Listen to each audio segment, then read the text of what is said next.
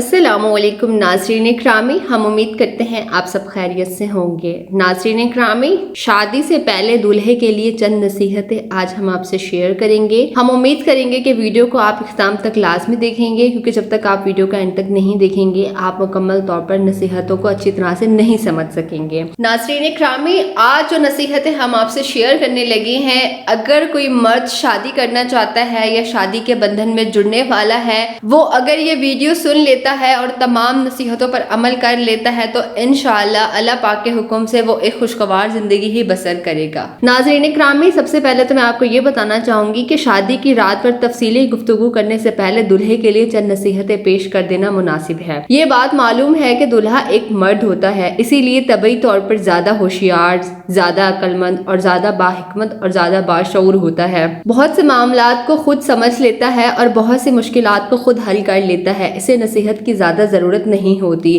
شاید اسی لیے تاریخی اور ادبی کتابوں میں دلہے کے لیے بہت کم نصیحتیں پائی جاتی ہیں، پھر بھی جو واقعات اور نصیحت کی باتیں مل سکی ہیں کافی دلچسپ، پرلطف اور مفید ہیں۔ پہلا واقعہ حضرت علی رضی اللہ تعالی عنہ سے مروی ہے کہ جب انہوں نے فاطمہ رضی اللہ تعالی عنہا سے نکاح کے لیے ان کے والد محترم نبی رحمت اللہ صلی اللہ علیہ وآلہ وسلم کو پیغام دیا تو اللہ کے نبی صلی اللہ علیہ وآلہ وسلم نے ان کے حسن معاشرت اور حسن صحبت کی شرط لگائی۔ آپ صلی اللہ علیہ وآلہ وسلم نے کوئی طویل گفتگو نہ کی، نہ کوئی حفظ فرمایا، بلکہ فقط چند ایسے الفاظ استعمال کیے جن میں وہ سب کچھ آ گیا جو کہ ایک باپ اپنے داماد سے اپنی بیٹی کے لیے چاہتا ہے۔ ایک باپ یہی تو چاہتا ہے کہ جو مرد اس کی بیٹی کا شوہر بنے اس کے ساتھ اچھے انداز میں رہے، اس کے ساتھ حقوق کی نگرانی و پاسبانی کرے اور اس کے حقوق ادا کرتے ہوئے اس کے ساتھ حسن معاشرت کا رویہ اپنائے۔ دوسرا واقعہ، ساسا بن معاویہ نے ابن الزرری کی بیٹی عمرہ کا پیغام نکاح دیا۔ یہی عمرہ ہے جن کو بعد میں تاریخ میں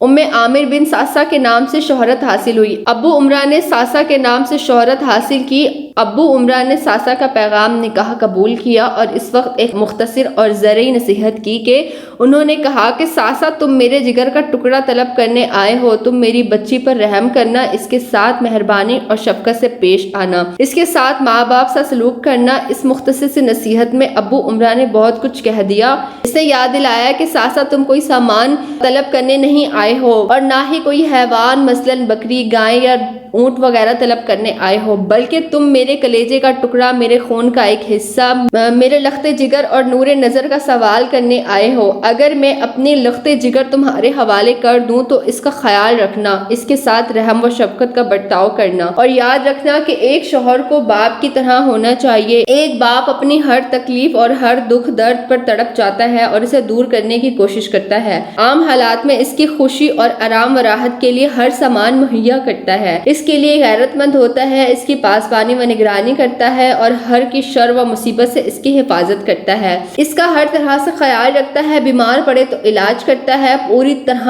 آرام دیتا ہے۔ اسی طرح ایک شوہر کو بھی باپ کی طرح غیرت مند، باپ کی طرح محافظ و پاسبان، باپ کی طرح حمایت و رعایت اور دیکھ ریکھ کرنے والا، باپ ہی کی طرح دکھوں اور مصیبتوں میں تڑپ جانے والا، اپنی طاقت بھر ہر طرح کا آرام پہنچانے میں کوشاں، سدا خوش و خرم دیکھنے کا آرزو مند ہونا چاہیے۔ اگر مذکورہ نصیحت کے مطابق عمل کیا جائے تو ایک شوہر اپنی بیوی کا اسی طرح خیال رکھے جس طرح ایک باپ اپنی بیٹی کا خیال رکھتا ہے، تو گویا ایک عورت کی زندگی میں شادی سے خاص کوئی تبدیلی نہیں ہوگی، صرف گھر تبدیل ہوگا، لیکن طور طریقے، آرام اور راحت کے سارے اسباب پہلے کی طرح ہی میسر رہیں گے اور ویسے ہی چہکتی رہے گی جیسا کہ اپنے پرانے گھر میں تھی۔ ناظرین اکرامی، ان تمام باتوں سے یہ بات واضح طور پر ثابت ہوتی ہے کہ ہمارے انبیاء کرام جتنے بھی گزرے ہیں ان تمام نے یہی باتوں غور و فکر کیا ہے، انہی باتوں پر زور دیا ہے کہ جب ایک لڑکی کی شادی ہوتی ہے تو شوہر کو چاہیے کہ وہ اپنی بیوی کا بہت زیادہ خیال رکھیں، اس کو ضرورت کی ہر شے میسر کر کے دے، اس کو عزت دے،